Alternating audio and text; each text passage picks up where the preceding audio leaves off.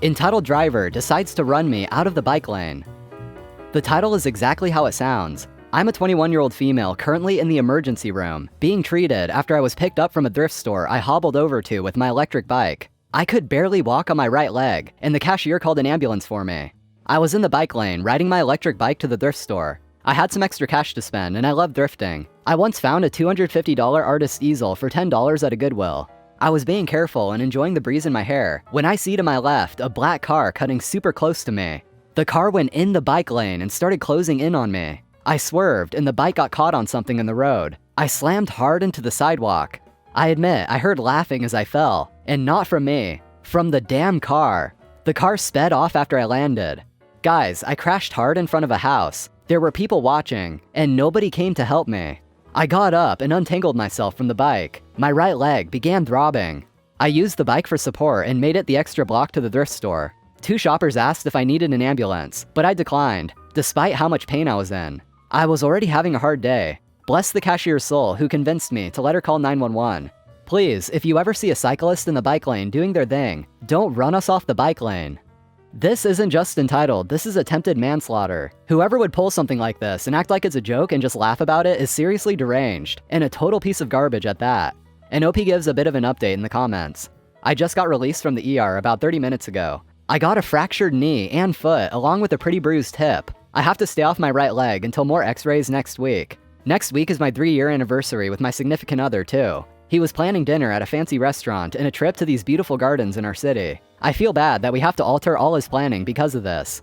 The police were called as well as an ambulance. Because I had very little I could say about the car, just a black small Honda, they said I probably, quote, just miscalculated and fell into the curb. They told the EMTs that too, who told the initial hospital staff that took me in. Lady doesn't want to move from our booked seat because she's already settled. This happened a few years ago, but I, 46 female, still remember it clearly because it was the first time I ever encountered a Karen in the wild. My husband and I had booked first-class tickets on the high-speed train for a trip to Stockholm. Going first class isn't something we'd normally do, but we don't go to Stockholm very often, and the tickets aren't crazy expensive. After boarding the train in our little Swedish town, we made our way to the first class section and saw that one of our booked seats was occupied by an older Karen-type lady who had all her stuff, food, shopping bags, etc., all over the place. Excuse us, but this is our seat, said my husband. Karen, gesturing to her stuff, responds, can't you just sit somewhere else? I'm already settled here. No, we can't. We booked these seats, so you have to move. Karen, indicating some empty seats near us, says, but you could just sit over there. Yeah, but someone has probably booked those seats and will be boarding the train later. Karen, rolling her eyes and then angrily gathering up all her stuff, says, fine, I'll move. She moves into one of the seats she pointed out earlier. We then settle in and the train gets going. At the next stop, some more passengers enter the first class car, and the same procedure happens again. This is our seat, etc. Keep in mind that all seats in the first class car are booked, so she actually had her own booked seat. She just didn't want to sit there. Entitled lady drove an hour to get here and demands to see a dog. I know the title is weird, but I didn't know how else to word it. Basically, this happened a couple years ago and I just remembered it, so I figured I'd share. So this may not be the exact conversation, but it's as much as I can remember from when I visited an animal shelter that I volunteered at for years. For important background knowledge, this shelter is known for being an animal-friendly, no-kill shelter, and often posts on their Facebook page when a lost dog is turned in. Policy for lost dogs is that a post will be made stating it is a lost dog, and the owners have a couple weeks stating the exact date to pick it up, or it will be up for adoption. And no one is to see the dog unless they are the owner until the date stated. So I was at the animal shelter waiting in the main room next to the entrance for an instructor to tell me how I can help around that day, when suddenly a woman, probably in her late 40s or so, came in. And as usual, the front desk welcomed her as a customer and asked her if she needed any help. In what seemed like a very polite tone, this woman said, I would like to meet Pup. Pup being a found dog who was waiting for owners. Then this conversation happened. The desk lady, probably not understanding what she meant since Pup was not in the system for adoption, says, what do you mean, ma'am? Seemingly annoyed, the rude customer responds, Pup, the dog on your Facebook post. I'm sorry, ma'am, I don't understand what you mean. He's a pit bull on your Facebook page. He was found and is here. Are you able to show me the post on our website, ma'am? Now I have to show you what you should already know? Then I figured out what was happening and quickly got on my phone and went on the website because this lady was just dragging on, not even getting out her phone, and I found the dog she was talking about. So I say, "Is this the dog you're talking about?" "Yes, it is. I would like to adopt him." Then I showed the lady at the desk the post, and even I saw it clearly stated that pup would not be available for about a week. So the desk lady says, "I'm sorry ma'am, but he is a lost dog. As stated, he will not be available for another week, unless his owners come before then. Can I at least see him?" "I'm sorry, but as stated in the post, he is not to have any visitors until the date stated, unless he is picked up by his owners." "Can't I just see him?" "Again, I'm sorry, but it's policy. Only the owners are allowed to see him until the date stated. Then you may come back and apply to adopt if you would like."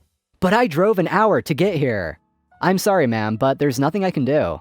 "But I drove an hour from home just to see him. Please, can't I just see him?" "Ma'am, again, I cannot allow that. I could lose my job if I allow you to see him. And I'm also not a kennel handler here, so I cannot get him for you." "Then call one here. I drove an hour just to see him."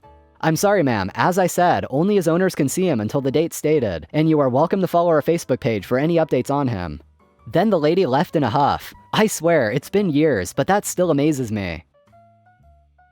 Entitled mother lets her child run around the supermarket and learns the hard way that he is allergic to peanuts.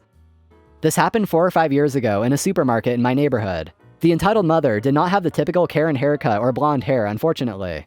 So I was in the line for the cashier, and could easily see the entrance and most of the aisles from where I was standing. It was a small supermarket.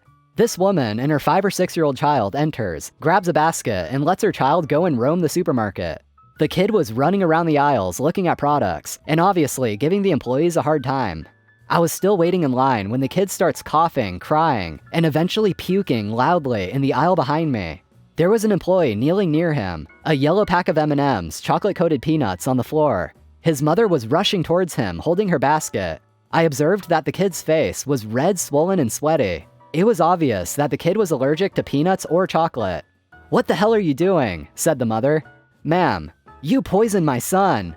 "No, he came here and ate some candy. I heard him puke, so You sell poisoned candy." At this point, entitled mother was not even looking at her son, and the kid was just coughing and crying. The employees appeared to be more concerned for the boy than the mother herself. They gave him some water and asked him to cough out the candy. Surprisingly, no one was filming this on their phones, and since I knew most of the people there, I chose not to pull out my phone either. "Ma'am, your son might be allergic to peanuts," said the employee. "I'm calling the cops for this." She didn't even consider calling the manager or asking for a first aid kit or something. She called the cops. She then proceeded to grab her kid, take her basket, and head out of the store without billing her items. By then, the manager had come out, and she stopped entitled mom before she reached the exit and asked entitled mom to wait for the cops. The mother freaked out and claimed she was being harassed by the manager, and that they should have known that her child might be allergic to peanuts, and started asking them why they stock peanuts in the first place. The manager just stood there patiently until the cops arrived. The manager just wanted to hear what the entitled mom had to say to the cops, and eventually told the cops that the mother had tried to shoplift. The manager's claims were more believable than the entitled mom's, and the cops didn't arrest the mom or anything, nor did they fine her. They let her off the hook. The kid was doing okay. There was a fresh puddle of puke next to him. The mother didn't get her groceries that day. She was banned from the supermarket, and she threw another tantrum for this, and I had all my groceries. It seems that OP forgot to talk about what actually happened to the kid, because at the end, all they said about the kid was doing okay. Like, okay, that's good, but what happened, OP? Did the ambulance come? Did they treat him? Did they take him to the hospital? What? I mean, I would assume so, I guess. Entitled woman accuses me and my wheelchair-bound friend of uselessly standing in the way. This actually happened. So I'm 18 and my friend is 17. We were in a supermarket in 2020. It was very full, of course, and me and my friend were doing a task for a project at school. We had to buy glue for the bike repair shop, and we had to take the escalator to get downstairs, while there were several other shoppers behind us. Since my buddy is in a wheelchair, he can't just move to the side if someone wants to go through, because the width of the wheelchair restrains him from doing so in small spaces. One certain older woman did not accept that, and so she ran intentionally into my friend and said, "Get out of my way, you snail." The other shoppers turned around and a few mumbled. I was really pissed in the moment and shouted, "He's in a wheelchair, you old hag," and then turned to my friend to comfort him, while she just kept muttering to the other buyers that we were just standing in the way. I sometimes look back with a smile, because I thought it was ridiculously unnecessary for the woman to push him. Entitled a-hole got his dog killed by allowing it into a horse paddock. This happened a few years ago when I was often horse riding at a friend's barn. She owned 6 horses, 4 ponies, and 2 Hanoverian horses. Her neighbor had 3 dogs which had no training whatsoever, and he often let them run into the horses' paddocks to not have to walk them, despite the warnings of my friend. The bigger dog finally started to chase the ponies, nipping their heels to make them run, while the other 2 ran among them, yapping and growling. My friend would go and drag the dog out of the paddock, and again warned him to keep his dog out of her property, because if it ever tried that with the male Hanoverian, the dog would be history. But the guy just laughed at her. He knew that my friend had tried to report him, and that didn't work, so he felt entitled to use her property as a dog toilet, and her horses as dog entertainment, and even hinted at that.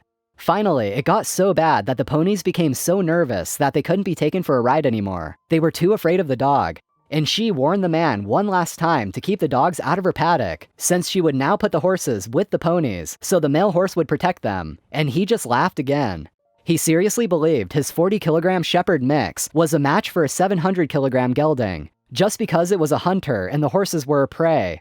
So it happened what had to happen. The dog again tried to chase the ponies, attacking their legs, and finally didn't back off when the Hanoverian tried to fend them off gently. When the bigger dog growled at the horse and tried to nip the horse's legs, he kicked it and broke its back. Then he ran it over.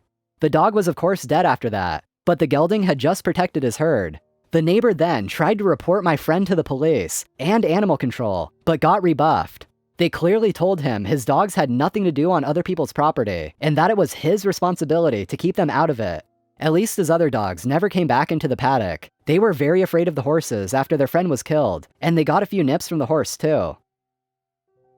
Someone wanted me to open my business for them at 6 a.m. and again at 12 a.m. Oh, so many stories I could tell. I run a small boarding center for cats and small animals. I should elaborate that I own it, run it, and am the one and only employee. My favorite though has to be the lady that emailed me at 1 a.m. and then super irritated called me at 7 a.m. because I had not responded to her email. She wanted a 6 a.m. drop-off and a 12 a.m., yes, midnight, pickup. She was furious when I said no. So I said, fine, I'll do it, but it will cost you an extra $250. She slammed the phone down. Good riddance.